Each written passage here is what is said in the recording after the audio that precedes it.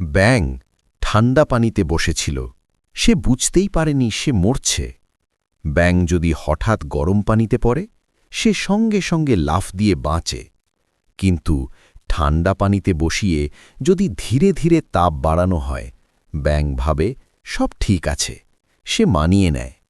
পানি গরম হলেও লাফ দেয় না। এক সময় পানি ফুটে ওঠে, আর লাফ দেওয়ার শক্তিও থাকে না। আজ আমাদের পোল্ট্রি খাতের ছোট খামারির অবস্থাও ঠিক এমন। খরচ একটু একটু বাড়ে, নিয়ন্ত্রণ একটু একটু কমে, ঝুঁকি ধীরে ধীরে খামারির কাঁধে আসে।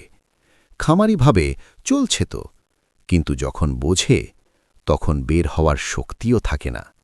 এটাই বয়লিং ফ্রগ সিন্ড্রোম। আপনি কি এই ব্যাঙের মতো ধীরে ধীরে মানিয়ে নিচ্ছেন?